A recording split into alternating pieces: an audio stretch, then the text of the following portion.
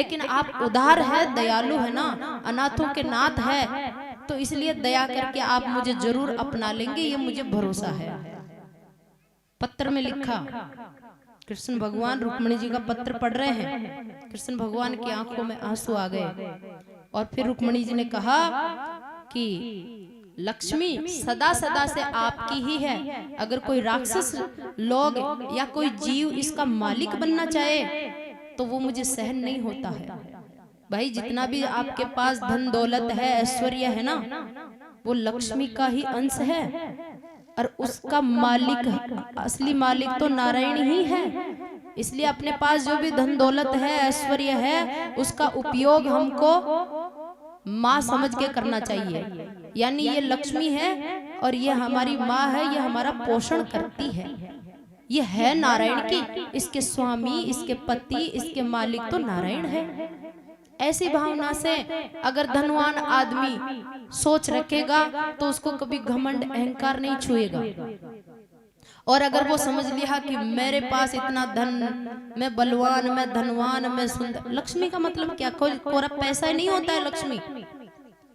संसार में जितनी भी अच्छी क्वालिटी है ना, वो लक्ष्मी, सुंदरता लक्ष्मी, ऐश्वर्य लक्ष्मी, जितनी भी प्रकार की कलाएं हैं, विद्या है, वो लक्ष्मी है। ये मान सम्मान प्रतिष्ठा ये लक्ष्मी है, कोरा धन ही लक्ष्मी नहीं होता है। संसार में जितनी भी अच्छाई है, आदमी के अंदर जितनी भी ऊंचाइयां हैं, वो लक्ष्मी है और वो नारायण की है। तो फिर कहती है कि अगर मैंने इस जन्म में या पहले वाले किसी जन्म में या 100 जन्म पहले कभी मैंने कुआं खुदवाया हो, बावड़ी खुदवाई हो, या फिर किसी को भोजन करवाया हो, कोई दान किया हो, कोई जप किया हो, कि कोई तप किया हो, कोई ध्यान समाधि लगाई हो, कोई पूजा पाठ किया हो, किसी गरीब की सेवा की हो, किसी पर दया की हो, जो कुछ भी मैंने पुण्य किया हो इस जन्म में या पहले के कोई भी जन्मों में, तो उन सब पुण्यों के बदले में मैं संसार की चीज नहीं चाहती, इन सब पुण्यों के बदले में मैं भगवान को चाहती हूँ। यहाँ क्या शिक्षा दे रही है रुक्मिणी जी? असली भक्ति की शिक्षा दे रही है। असली भक्ति किसको कहते हैं? हम थोड़ा सा पुण्य करके और भगवान, पुण्य इतना सा करते हैं और भगवान को 1000 बार याद दिलाते, देख ले देख ले मैंने स्वामणी की है, मेरा काम कर देना, देख ले मैंने नारियल चढ़ाया तेरे, मेरा काम कर देना, मैंने तेरे आज फूलों की माला पहनाई है ना, मेरा काम कर देना, वो माला याद रखना, मैंने आज कीड़ी नाल सींचा है, कीड़ी नाल, मुझे इसके बदले में संसार का सुख दे देना, मैं रोज ये पुण्य करता हूँ, वो करता हूँ, भगवान को दिलाते हैं याद बार बार, भाई आप हमको इसका फल दे देना, और फल क्या दे देना? संसार का सुख दे देना। जबकि रुक्मिणी जी क्या कह रही है कि ये तो कम बुद्धिमानी है। जो असली बुद्धिमान होता है ना, वो दूसरों की सेवा करता है, परोपकार करता है, पुण्य भी करता है, दया भी करता है, ज्ञान भी अर्जन करता है, भगवान का भजन भी करता है, लेकिन भगवान से कुछ नहीं चाहता। अरे आप संसार में देख लो ना, आपके घर में कोई व्यक्ति आए, समझो कि कोई नौकर आया, अब वो आपकी सेवा कर रहा है, आपके मन के अनुसार सेवा कर रहा है वो। असली सेवक किसको कहते हैं?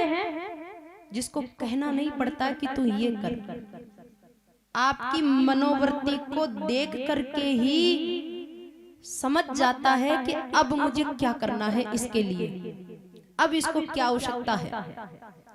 सुपुत्र किसको कहते हैं? जो माता पिता की इच्छा को बिना बोले ही समझ जाता है, और वो माता पिता बोलते नहीं है, उससे पहले तो वो चीज उनको उपलब्ध करा देता है, उनकी सेवा कर देता है। तो ऐसा जो करता है ना, वो सुपुत्र होता है, और जो कहने से करता है वो पुत्र होता है, और जो कहने से भी नहीं करता वो फिर कुपुत्र होता है। ऐसा ही शिष्य भी 3 प्रकार का ही होता है, जो गुरु की मन की इच्छा को जान करके ही उसकी बिना बोले ही। एक बार एक संत थे और उनके शिष्य थे, यहाँ अपने शायद नागौर जिला की ही घटना है। तो गुरु सिद्ध योगी पुरुष थे, तो गुरु और शिष्य दोनों जा रहे थे।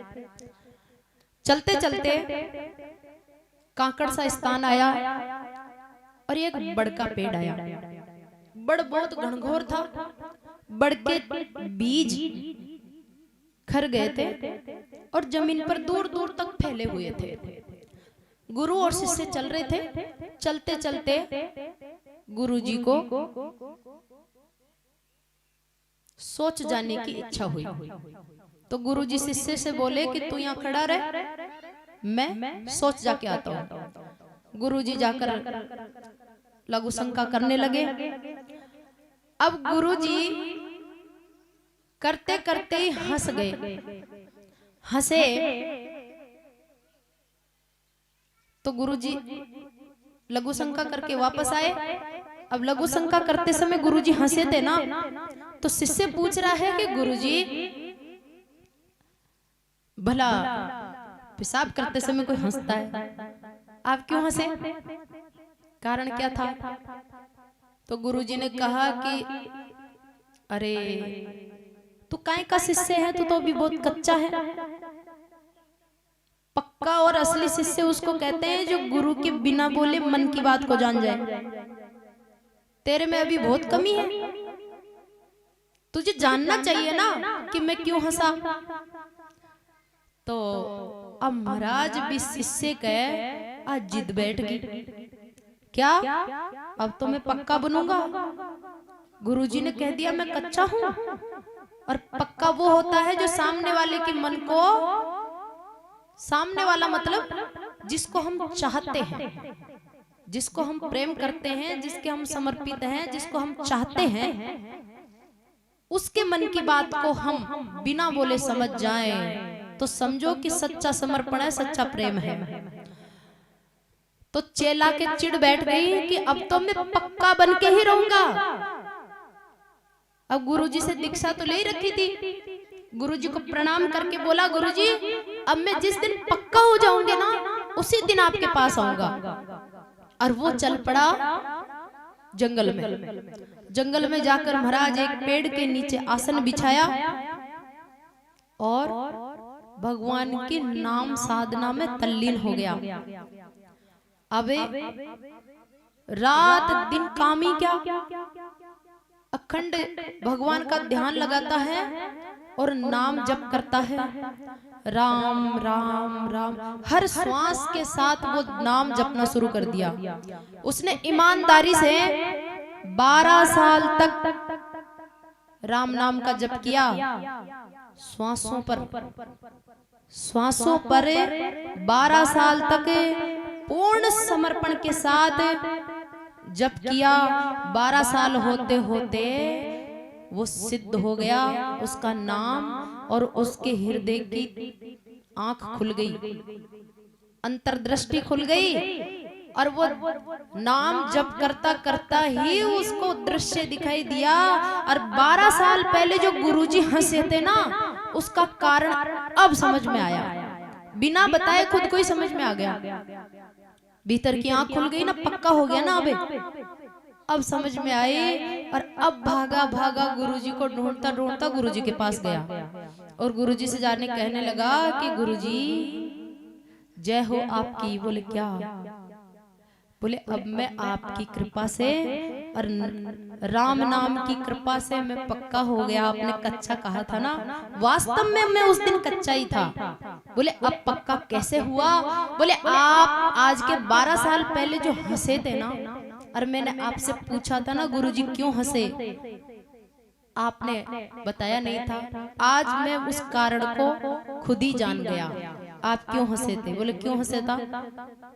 बोले आप इसलिए हंसे थे कि जैसे बड़का छोटा छोटा बड़का जो गोल गोल दाना होता है ना, उसमें छोटे छोटे बीज होते हैं, तिल से भी नाने नाने, तिल से भी बारीक।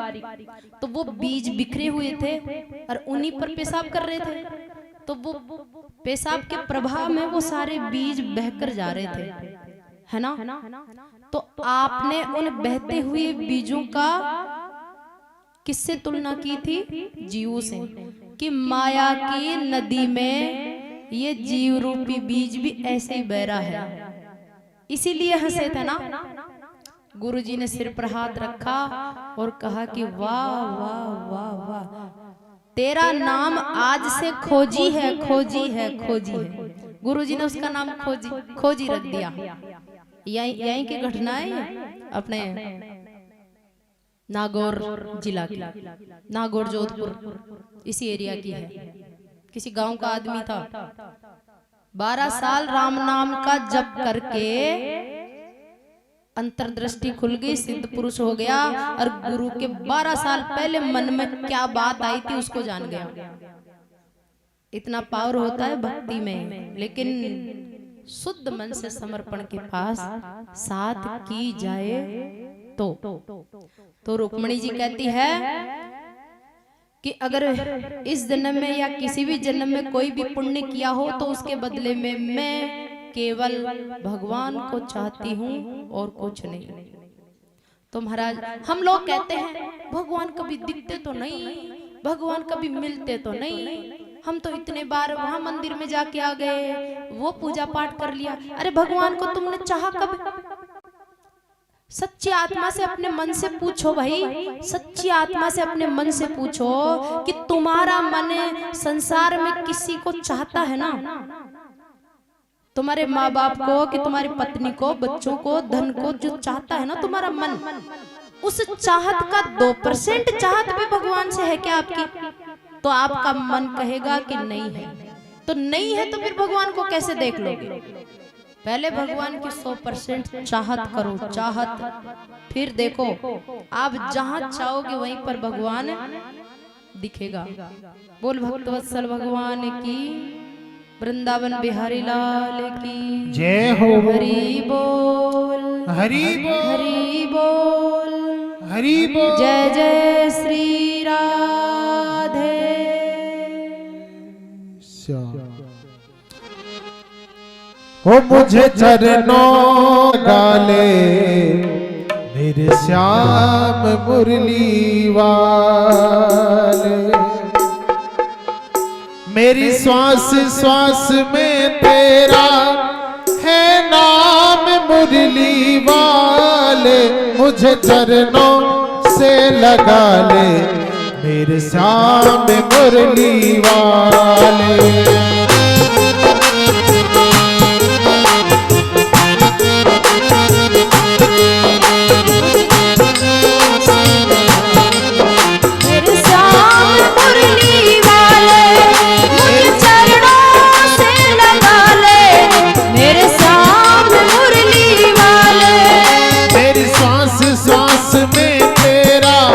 मेरी श्वास श्वास में तेरा है नाम मुरली वाले, मुझे चरणों से लगा ले मेरे श्याम मुरली वाले, मुझे चरणों से लगा ले मेरे श्याम मुरली वाले।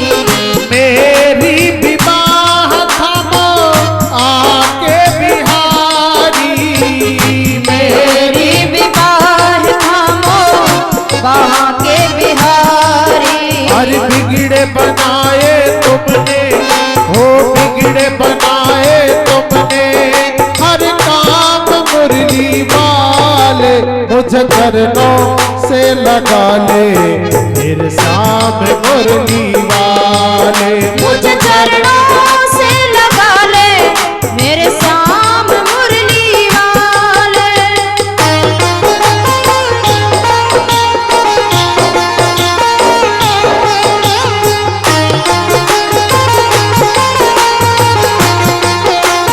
भक्तवत्सल भगवान की जय हो। हरि बोल।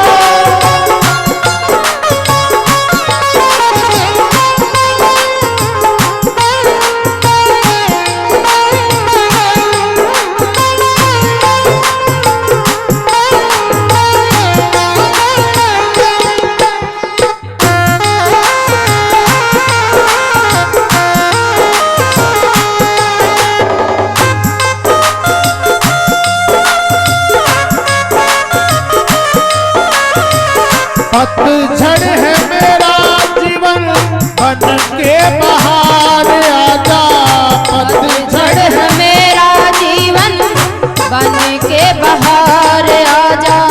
सुन ले पुकार मोहन बस एक बार आजा, सुन ले पुकार काना बस एक बार आजा। पतझड़ है मेरा जीवन बन के बाहर आजा, पतझड़ है मेरा जीवन बन के बाहर आजा। सुन ले पुकार मोहन बस एक बार आजा, सुन ले पुकार काना बस एक बार आजा। बेचैन मन के तुम ही, बेचैन मन के तुम ही, आराम मुरली वाले मुझे चरणों से लगा ले, मेरे सामने मुरली वाले मुझे चरणों से लगा ले, मेरे सामने मुरली वाले। मेरी सांस सांस में तेरा, मेरी सांस सांस में तेरा है नाम मुरली वाले मुझे चरणों से लगा ले, मेरे सामने मुरली वाले मुझे चरणों से लगा ले, मेरे सामने मुरली वाले। भागवत भगवान की जय हो। हरि बोल।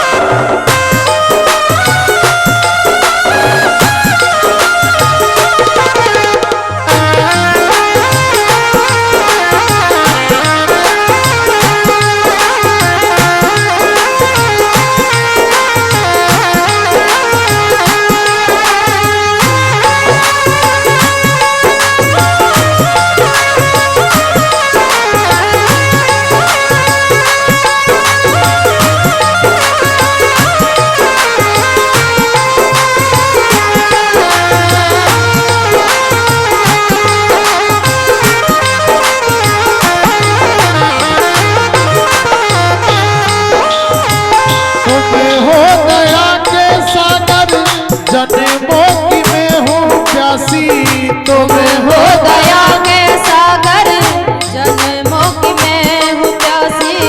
तुम्हें हो दया के सागर, जन्मों की मैं हूँ प्यासी, तुम्हें हो दया के सागर, जन्मों की मैं हूँ प्यासी।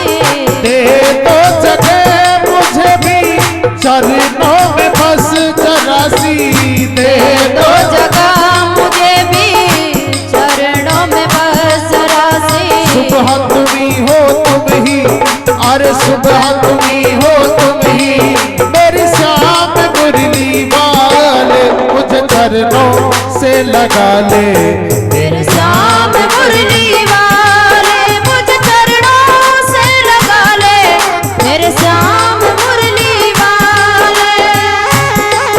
मेरी सांस सांस में तेरा, मेरी सांस सांस में तेरा है नाम मुरली मुझ चरणों से लगा ले मेरे श्याम मुरली वाले, मुझ चरणों से लगा ले मेरे श्याम मुरली वाले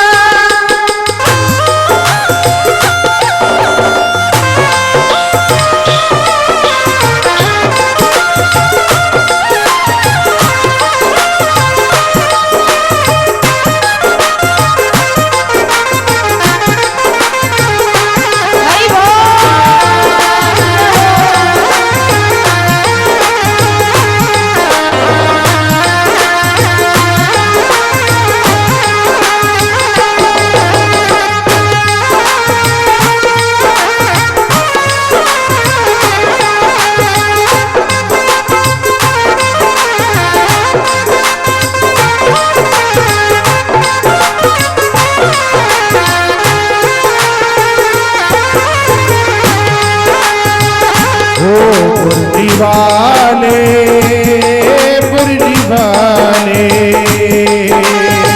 किया खुद को मैंने, किया खुद को मैंने तेरे हवाले मुरली वाले, मुरली वाले, मुरली वाले, मुरली वाले।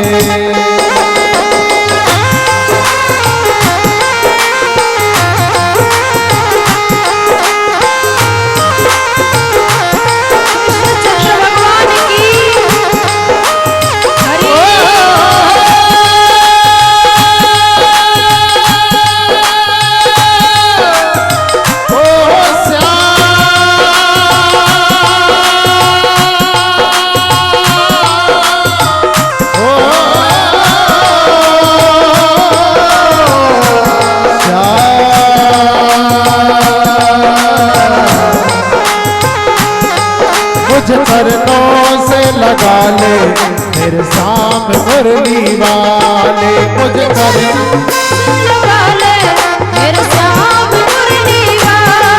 मेरी सांस सांस में तेरा, मेरी सांस सांस में तेरा है नाम मुरली वाले, मुझे चरणों से लगा ले मेरे शाम मुरली वाले, मुझे चरणों से लगा ले मेरे श्याम मुरली वाले, मुझ चरणों से लगा ले मेरे श्याम मुरली वाले, मुझ चरणों से लगा ले मेरे श्याम मुरली वाले, मेरे श्याम मुरली वाले, मेरे श्याम मुरली वाले।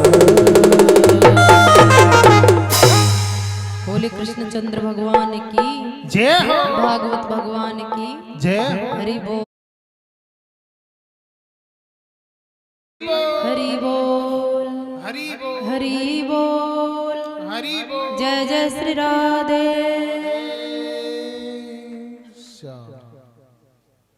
रुक्मणी जी के एक बेटा हुआ, बेटा 10 दिन का हो गया, पालने में सो रहा था। एक राजा था उस समय भारत भूमि पर, उसका नाम था सम्रासुर, लेकिन वो असुर राजा था, भगवान का विरोधी, सनातन धर्म का विरोधी और अहंकारी राक्षस राजा था।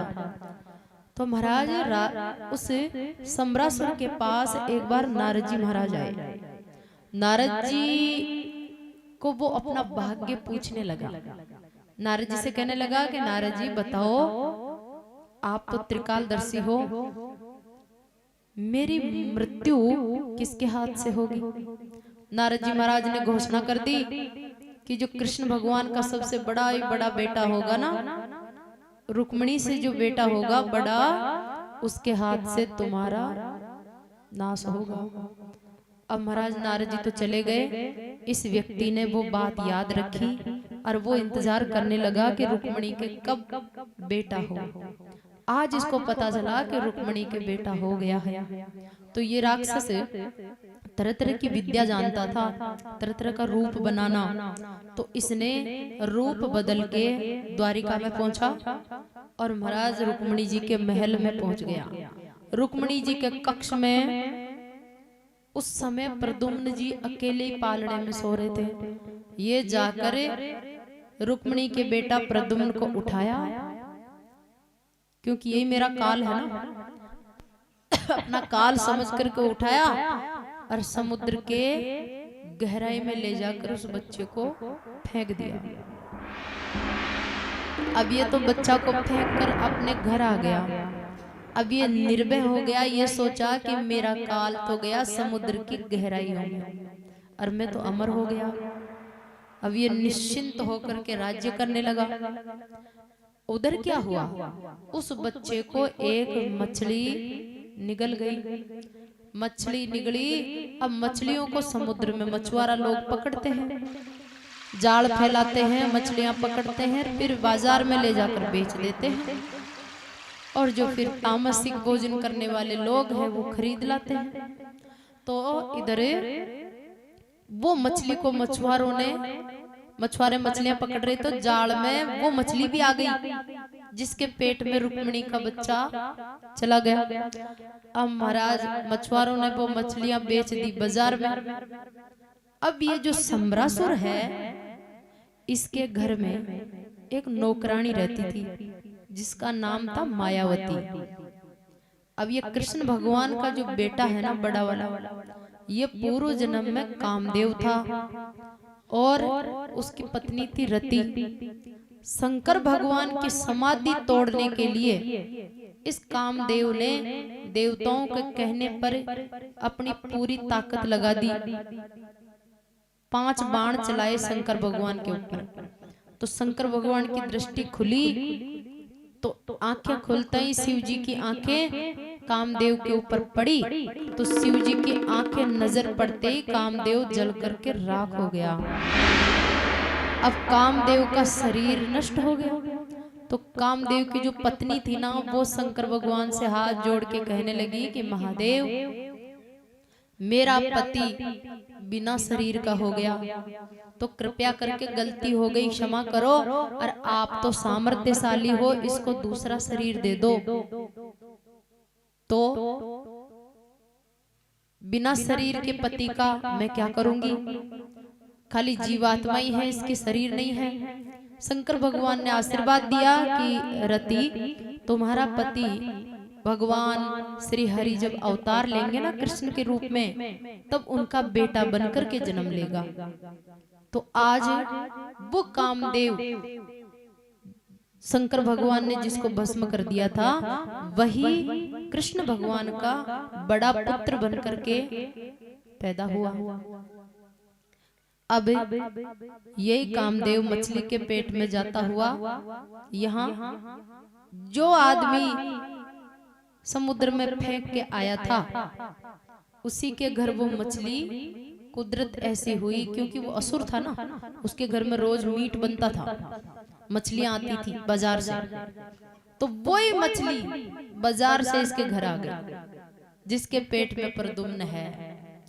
और वो जो कामदेव की पत्नी थी रति, वो नौकरानी बनकर के इस राजा के घर रसोई बनाने का काम करती थी। राजा को पता नहीं था भाई ये कामदेव की पत्नी है रति, ये तो नौकरानी है, नौकरानी समझ करके उसको रखा हुआ था और वो रसोई बनाती थी। उस रति को पता था, नारद जी बता दिए थे कि तेरा पति यहीं आएगा और ऐसे ऐसे मछली के पेट से निकलेगा। अब महाराज ये रसोई में जैसे ही मछली को चीरा लगाया, तो उसके पेट में से मनुष्य का बालक निकला, और वो भी जिंदा, मरा नहीं।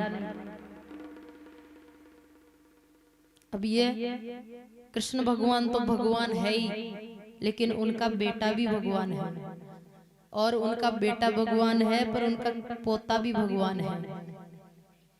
ये प्रमाण है। क्यों? क्योंकि अगर मायाबद्ध कोई जीवात्मा का बच्चा, इंसान का बच्चा को मछली निगल जाएगी, तो उस मछली के कंठ में जाते जाते भस्म हो जाएगा, जिंदा थोड़ी रहेगा। अब ये मछली के पेट में कितने दिनों से है, कोई उस दिन का दिन ही तो आ नहीं गया, फिर भी तरो ताजा और जिंदा है। क्यों? क्योंकि ये भगवान है। भगवान वासुदेव नारायण जब पूर्ण अवतार लेता है ना तो वो 4 रूपों में प्रकट होता है। वो जब राम जी के रूप में अवतार लिया ना तब भी 4 रूपों में प्रकट हुआ था वासुदेव। कौन कौन सा 4 रूप था? राम, लक्ष्मण, भरत और शत्रुघ्न। ये चारों कौन है? खुद भगवान ही 4 रूपों में है। उनमें से जैसे सूरज और सूरज की किरण, तो सूरज की किरण सूरज से अलग थोड़ी है। ऐसे ही भगवान सूरज ही किरणों के रूप में बट जाता है। तो इनमें जो मूल वासुदेव है वो तो राम जी है, और जो 3 है वो उनकी किरण है। और वही वासुदेव हरि जब कृष्ण बनकर के आया तो वहां तो 4 भाइयों के रूप में प्रकट हुआ था, और यहाँ कृष्ण के रूप में, बलराम के रूप में, और प्रद्युम्न के रूप में और अनिरुद्ध के रूप में। यहाँ भी 4 रूपों में प्रकट हुआ है।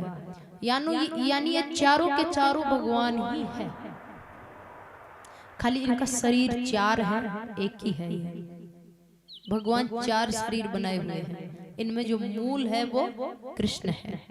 तो कृष्ण भगवान का बड़ा बेटा प्रद्युम्न, उनकी शक्ति कहो या भगवान कहो, इसलिए मछली के पेट में कितने दिनों तक रहे, मृत्यु नहीं हुई। और जो राजा फेंक के आया था उसी के घर आ गया। दासी ने चीरा लगाया, बालक बाहर निकला। दासी उस बालक को लेकर राजा के पास गई कि महाराज आज हमारी रसोई में ये ऐसी घटना हुई है, मछली को चीरा लगाते इसमें इंसान का बच्चा निकला है। राजा तो मदांध हो रहा था, उसकी बुद्धि, वो तो सोच लिया था भाई मेरा काल तो समुद्र में फेंक दिया और वो तो मरा गया, अब मैं तो मुक्त हो गया ना काल से, मैं तो अमर हूँ। तो अमर होने का घमंड आ गया, और अमर होने के घमंड ने उसकी बुद्धि विवेक के ऊपर ढक्कन लगा दिया, और वो गहराई में सोच नहीं पाया कि मछली के पेट से बालक निकला है तो ये कहीं वही तो नहीं है जो फेंक के आया था। खुद ही के घर में काल आ गया। काल को टालने की खूब कोशिश की, फिर भी घूम फिर के आ ही गया। अब महाराज खुद का ही उसका ही अन्न खा करके बड़ा हो रहा है। दासी पाल रही है ना उसको, दासी को पता है भाई ये मेरा पति है, तो वो उसको खूब खिलाती पिलाती है। धीरे धीरे 18-20 साल का जवान हुआ, और एक दिन प्रद्युम्न जी उस दासी से पूछने लगे कि दासी तू तो दासी है ना, और मेरी सेवा करती है, मुझे पालन पोषण करती है, तो पालन पोषण करने वाली का व्यवहार तो माँ के जैसा होना चाहिए। तेरा व्यवहार, तेरे हाव भाव, तेरी सोच विचार ये मुझे ठीक नहीं लगते हैं, तेरा भाव माँ जैसा नहीं है। तब उसने बताया कि भाई मैं माँ नहीं हूँ, न कोई दासी हूँ, मैं रति हूँ और तुम कामदेव हो। पूर्व जन्म में शंकर भगवान ने तुमको भस्म कर दिया था ना, अब तुम वापस अवतार लिए हो कृष्ण भगवान का बेटा बनके। इतनी याद दिलाते ही तो कामदेव के अंदर सारी शक्तियां जागृत हो गई। अब तो महाराज जैसे हनुमान जी को जामवंत जी ने याद दिलाया कि तुम्हारा अवतार तो राम जी का काज संवारने के लिए हुआ है, और तुम तो अष्ट सिद्धि नवनिधि के दाता हो। लंका क्या लगती है तुम्हारे, लंका को भी कूद करके और भी आगे जा सकते हो तुम। जागो हनुमान जागो, चुपचाप मौन होके क्यों बैठे हो? क्यों जब लंका जाने की बात आई ना तो सब मीटिंग हुई बंदर भालुओं की, उनमें राम और लक्ष्मण और बाकी सब बंदर भालू है। तो महाराज उन भालुओं में, सब में, बंदरों में और भालुओं में सबसे बड़े जामवंत जी थे। जामवंत जी कौन है? ब्रह्मा जी के अवतार है। भगवान वासुदेव हरि की सेवा करने के लिए ब्रह्मा जी जामवंत बने हुए हैं। और ये सृष्टि पैदा हुई थी ना, तब से वो जामवंत बने हैं, और जब तक सृष्टि रहेगी तब तक वो जामवंत के रूप में रहेंगे। जब भगवान का अवतार होता है ना तो वो धरती की गुफाओं से निकल करके बाहर आ जाते हैं, और भगवान जब चले जाते हैं ना तो जामवंत जी इसी धरती पर आज भी है, आज भी है। राम अवतार में भी जाम्बुवंत जी थे और कृष्ण अवतार में भी जाम्बुवंत जी थे। अभी कथा आएगी आगे उनकी। तो सबसे बड़े थे जाम्बुवंत जी। सब बंदर भालू राय ले रहे हैं जाम्बुवंत जी से कि लंका सीता जी का पता लगाने के लिए किसको भेजें। तो जाम्बुवंत जी ने कहा भाई सब अपनी अपनी शक्ति का परिचय दो भाई। कोई ऐसा व्यक्ति है जो इस समुद्र को कूदकर लंका में जा सकता है और सीता जी का पता लगाकर फिर वापस कूद के आ सकता है, ऐसा कोई है? तो किसी ने तो कहा कि हम जा तो सकते हैं, किसी ने कहा कि समुद्र 100 योजन का है, हम तो 50 योजन ही जा सकते हैं। किसी ने कहा हम इससे थोड़ा ज्यादा जा सकते हैं। और जो अंगद था बाली का बेटा, उसने कहा कि महाराज मैं एक छलांग में लंका में चला तो जाऊंगा लेकिन वापस नहीं आ सकता। तो अब सारे फेल हो गए। अब हनुमान सभी बोल रहे हैं, अपनी अपनी शक्ति बता रहे हैं, मेरे अंदर इतनी शक्ति, मेरे अंदर इतनी शक्ति, मेरे अंदर इतनी शक्ति। और हनुमान जी है ना, उन करोड़ों बंदरों में सबसे पीछे पीछे बैठ करके चुपचाप मौन है। क्योंकि हकीकत में जिसके अंदर योग्यता होती है ना, वो आधा घड़ा की तरह बड़बड़ाता नहीं है, छलकता नहीं है, अपनी न शक्तियां दिखाता है, न अपना ज्ञान दिखाता है, न अपनी योग्यता दिखाता है, चुपचाप शांत रहता है। जो जो जीव भरा होता है ना, वो उतना ही मौन रहता है और उतना ही शांत रहता है। और जो जितना अधूरा होता है वो उतना ही बड़बड़ बड़बड़ बड़बड़ करता है। तो सारे बंदर भालू कह रहे हैं हम जाए हम जाए हम जाए, हमारे में इतनी शक्ति इतनी शक्ति। हनुमान जी मौन बैठे थे। जाम्बुवंत जी ने हनुमान जी से कहा, हनुमान तुम कौन हो, तुमको पता है? और तुम्हारा अवतार, तुम्हारा जन्म किस लिए हुआ है? शंकर सुवन केसरी नंदन। शंकर सुवन यानी शंकर जी का अंश है। शिव जी, शिव जी का रूप ही है हनुमान जी, शिव जी के अंश है। और केसरी नंदन यहाँ जन्म लेने के लिए केसरी नाम के बंदर को अपना पिता का माध्यम बनाया है। पवन पुत्र, हनुमान जी के 3 बाप, केसरी नंदन, शंकर सुवन, पवन पुत्र, पवन स्वरूप है। पवन के माध्यम से पवन पुत्र कैसे है?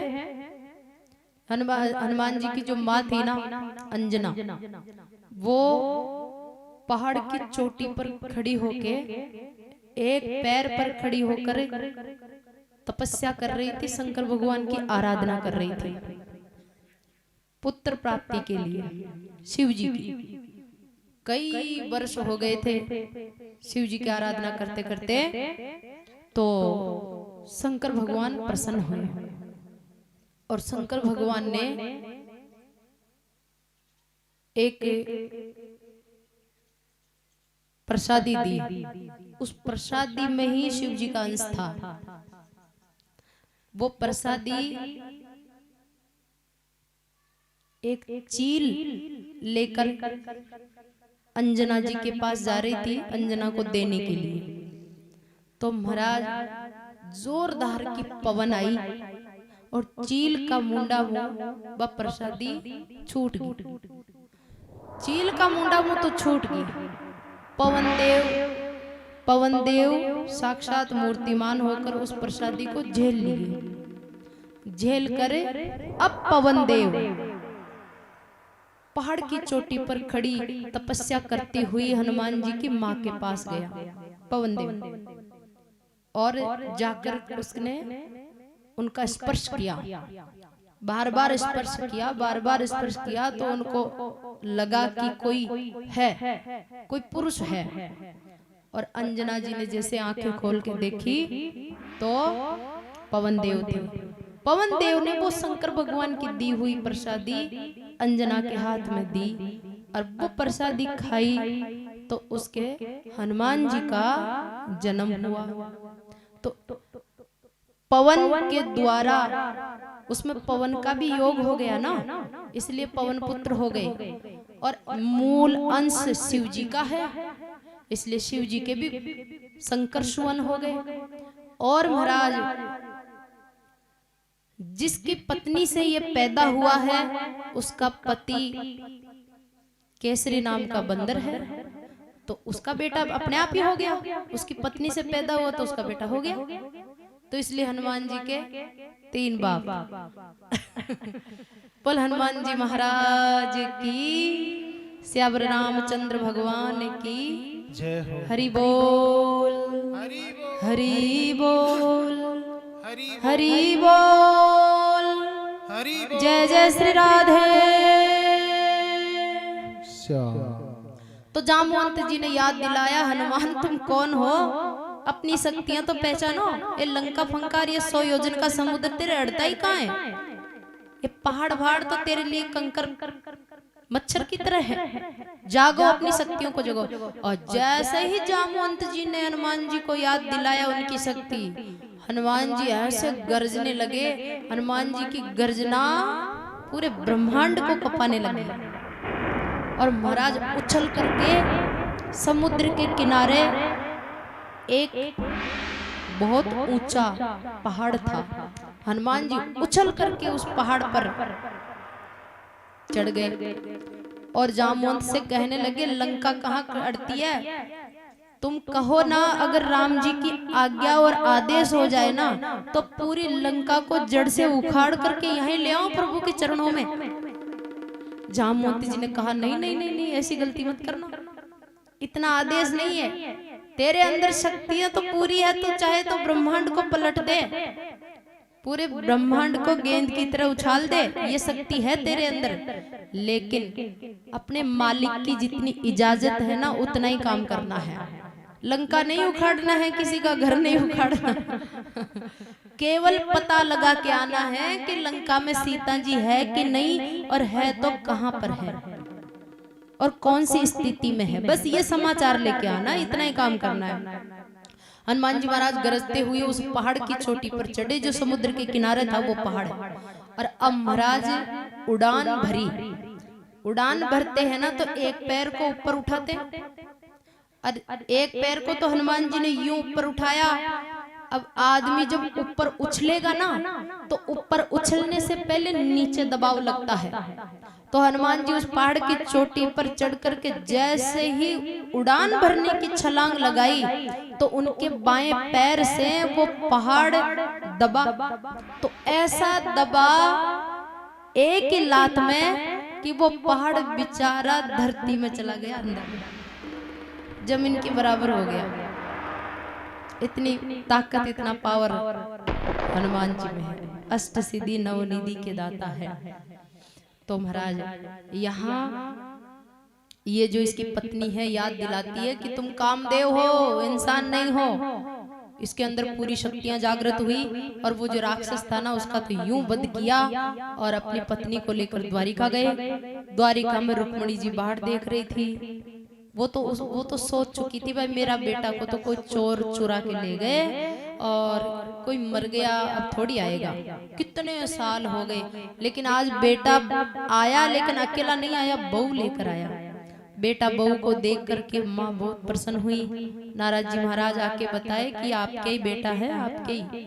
तो इस प्रकार से महाराज अब द्वारिका में एक आदमी रहते थे जिसका नाम था सत्यजीत। सूर्य भगवान का भगत था, सूर्य की उपासना की उसने। एक पैर पर खड़ा होकर कई वर्षों तक सूर्य की आराधना की।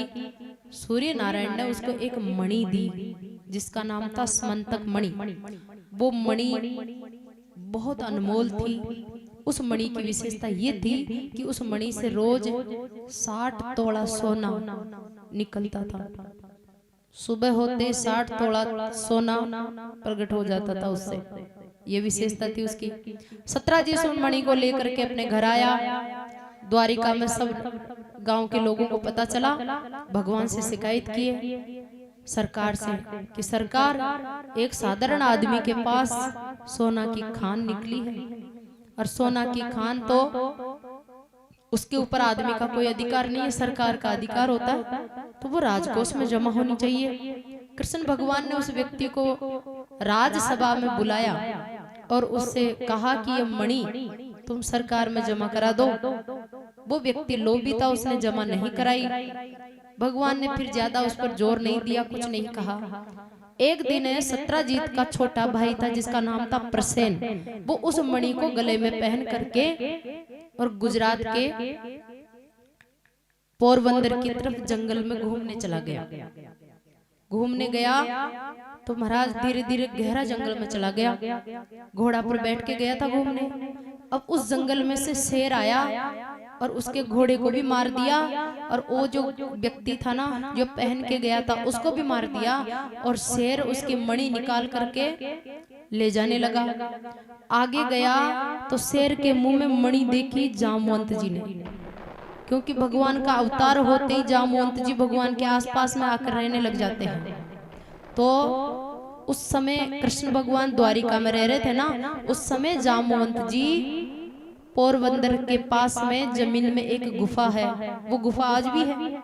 उस गुफा में जामवंत जी रहते थे। जामवंत जी ने देखा तो उस शेर को मारकर वो मणि छीन कर अपनी गुफा में चले गए, जाकर अपने बेटी को दे दिया, जामवती को। कृष्ण भगवान की अफवाह उड़ा दी कि कृष्ण ने मेरे भाई को मरवा दिया, अपहरण करवा दिया मणि के लिए, झूठा आरोप लगा दिया भगवान द्वारिकाधीश पर, उस प्रसेन सत्राजीत नाम के आदमी ने। तो महाराज द्वारिका में सब जगह बातें होने लगी। कृष्ण भगवान सोचे भाई इनका शंका कैसे दूर करे, मैं थोड़ी मरवाया, मैं थोड़ी अपहरण करवाया। तो भगवान श्री कृष्ण ने द्वारिका के बुद्धिमान लोगों को इकट्ठा करके जंगल में ले गए और उस गुफा के दरवाजे पर ले जाकर भगवान ने कहा कि आप लोग कुछ समय, मैं अंदर जाता हूँ इस गुफा के अंदर, और मैं जब तक बाहर नहीं आऊं तब तक आप लोग यहीं खड़े रहना। तो वो लोग 13-14 दिनों तक तो खड़े रहे। 13-14 दिन हो गए भगवान को अंदर गुफा में गए, वापस आए नहीं ना। तो उन लोगों ने सोचा कि भाई अंदर तो कोई राक्षस रहता है, तो कृष्ण को खा गया, अगर हम जाएंगे तो हमारी भी हो जाएगी, तो इसलिए अपनों तो चलो यहाँ से। तो सब लोग द्वारिका चले गए। कृष्ण भगवान अंदर गुफा में गए तो जामवंत जी सो रहे थे और उनकी बेटी के हाथ में वो मणि चमक रही थी। कृष्ण भगवान जाकर उस मणि को मांगे। मणि मांगते ही जामवंत जी की नींद खुली। जामवंत जी ने कहा कि अरे तुम कौन हो, और एक साधारण इंसान की मेरी गुफा में आने की हिम्मत कैसे हुई? तुम कैसे आ गए इस गुफा में?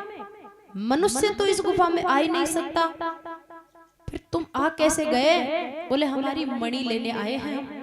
जामवंत जी बोले ये मणि ऐसे नहीं मिलेगी, मणि को पाना है तो पहले मेरे साथ युद्ध करो, अगर युद्ध में मुझे पराजित कर दोगे तो फिर मणि ले जाओ, और मुझे हराया नहीं तो मणि नहीं मिलेगी। तो महाराज जामवंत जी की और कृष्ण भगवान का युद्ध होने लगा। अब ये युद्ध कितने दिन चला? 28 दिन थे। 28 दिन हो गए लड़ते आपस में, ऐसे द्वंद्व युद्ध लड़ रहे हैं। 28 दिन में दोनों में से कोई हार नहीं रहा।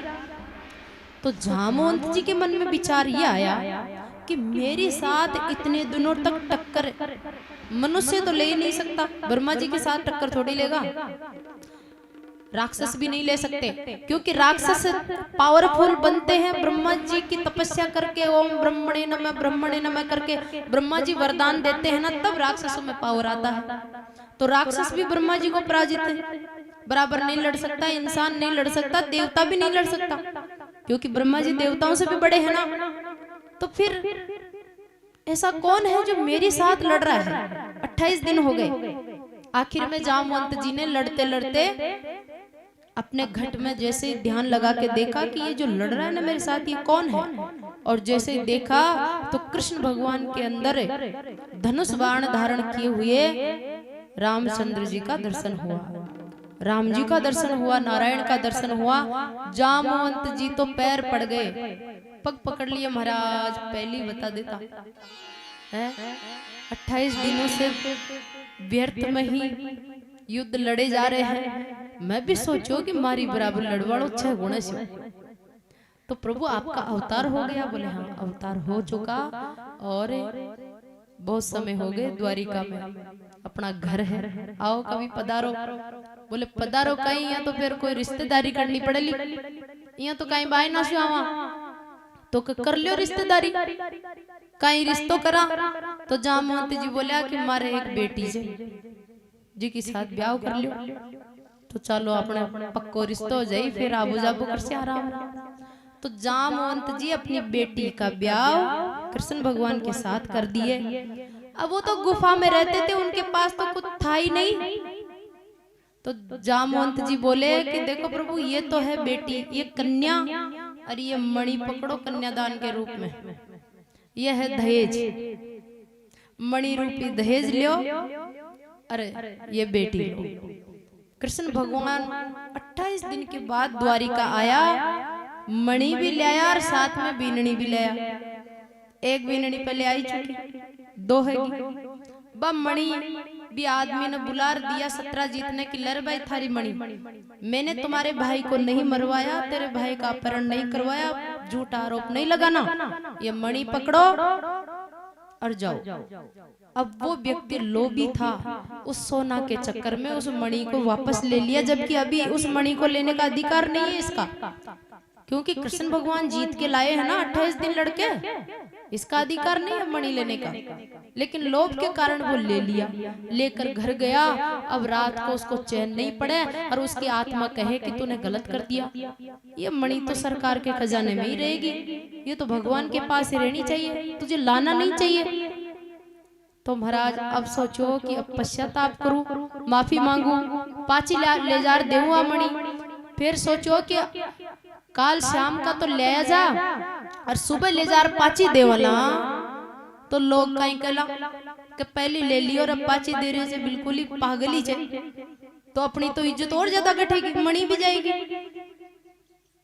तब फिर उसके भी एक बेटी थी जिसका नाम था सत्यभामा, जो पृथ्वी माता का अवतार थी। उसने अपनी बेटी का ब्याह कराया और वो मणि दी। कृष्ण भगवान बोले सुनो भाई ससुर जी, बेटी ले लेना, पर अब मणि को लिया, मणि था कि थे ही रखो। बोले नहीं नहीं प्रभु ये तो लेना ही पड़ेगा। फिर ठाकुर जी ने कहा कि ई मणि में था को मन उलझ मिलो, था को जी उलझेड़ो जाए ई मणि में, और जी चीज में देबाड़ा को मन उलझो रहे ने, बा चीज लेबाड़ा के भी गड्ढे जे, लेबाड़ा न्याल गुण करे बिन दुख दे जबा, और देबाड़ो भी दुखी रहे और लेबाड़ो भी दुखी रहे। तो ऐसी चीज लेना ही नहीं चाहिए जिसमें देने वाले का मन उड़ जाओ, जिसकी आत्मा प्रसन्न ना हो। तो इस मणि ने आप ही रखो, लेकिन आप ज्यादा ही देना चाहते हो तो फिर सुनो। अब मणि तोरा को थे था का घरा, और इसु जो रोजी ना सोनो प्रगट हो जाए ना, सोनो वो मन दिया जाओ। कृष्ण भगवान होशियार है। तो महाराज 2 ब्याह 3 ब्याह होगा भगवान का, चौथा ब्याह हुआ जमुना जी के साथ, 5वां ब्याह हुआ उज्जैन के राजा की बहन थी मित्रविंदा के साथ, और 6ठा ब्याह कौशल देश के राजा की बेटी सत्या के साथ हुआ, और 7वां ब्याह कश्मीर के राजा केकई देश के राजा की कन्या के साथ हुआ, और 8वां भद्रा के साथ मध्य प्रदेश की राजा की कन्या थी। ये सब अपनी कन्याओं का ब्याह खुद ही लाकर भगवान को दे रहे हैं, भगवान ने ब्याह करने की कोई इच्छा नहीं। अच्छा तो फिर ये 8 रानी हो गई, 8 महारानी है। ये 8 का ब्याह कृष्ण भगवान के साथ ही क्यों हुआ?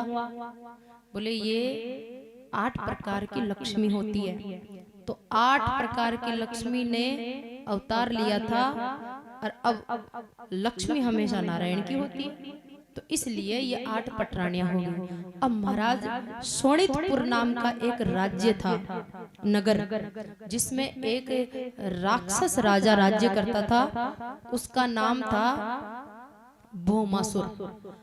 वो इतनी नीति खराब थी, उसके आचरण खराब था कि उसने क्या विचार कर रखा था कि धरती के जितने भी राजा है ना, उनकी सबकी कन्याओं को छीन छीन करके मैं लाऊंगा, और फिर सबके साथ मैं ब्याह करूंगा, सबको अपनी रानी बनाऊंगा।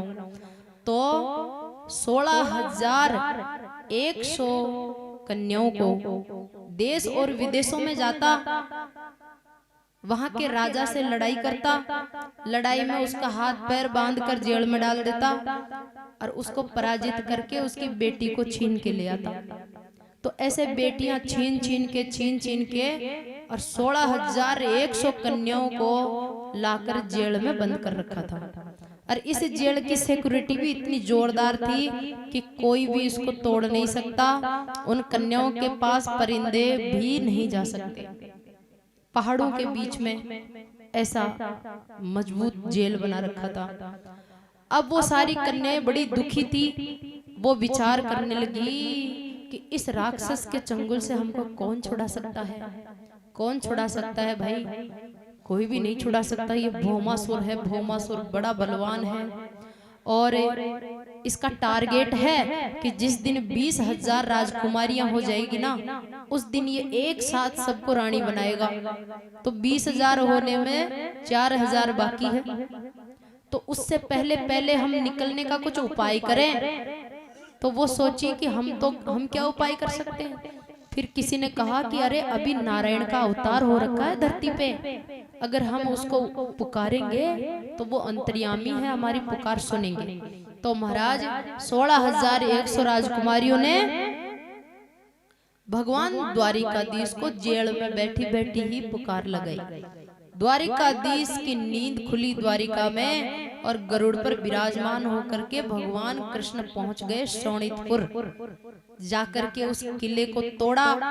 7 प्रकार की बाउंड्री थी, 7 कवच में बंद थी। वो सबको तोड़ ताड़ के जेल को खोला और उस राक्षस का भी उद्धार किया। और अब भगवान कृष्ण सब रानियों से कहने लगे, उन राजकन्याओं से, कि हे देवियों, आप लोग आज से मुक्त हो। तुमको परेशान करने वाला, दुख देने वाला राक्षस तो मारा गया, मैंने उसका वध कर दिया। अब तुमको कोई भी नहीं सताएगा, सब अपने अपने घर जाओ, अब मुक्त हो। तो राजकुमारियों ने क्या कहा कि प्रभु घर किसके जाए, क्यों? बोले हमें राजकन्या है, राजकन्या।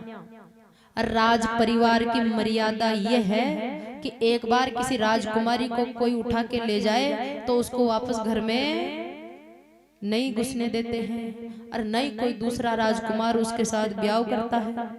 तो हम न तो घर जा सकती है और न ही दुनिया में किसी के साथ ब्याह कर सकती है।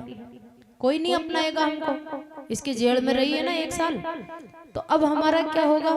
मृत्यु के सिवा हमारे पास कोई उपाय नहीं है। हम तो सभी इस जेल से तो आपने मुक्त करा दिया, पर आगे इस दुनिया में हमारे लिए पैर रखने को जगह नहीं है, पेट भरने को रोटी नहीं है, कोई सहारा नहीं, कोई आधार नहीं, कोई आश्रय नहीं है। महाराज हम जाए तो कहाँ जाए? इसलिए जेल से छुड़ाया, उसके लिए तो आपको धन्यवाद है, लेकिन हम तो सबकी सभी फांसी लगाएंगे और जहर खाएंगे, आत्महत्या करेंगे। कहाँ जाए महाराज? कोई दिशा में हमारे लिए रास्ता नहीं है।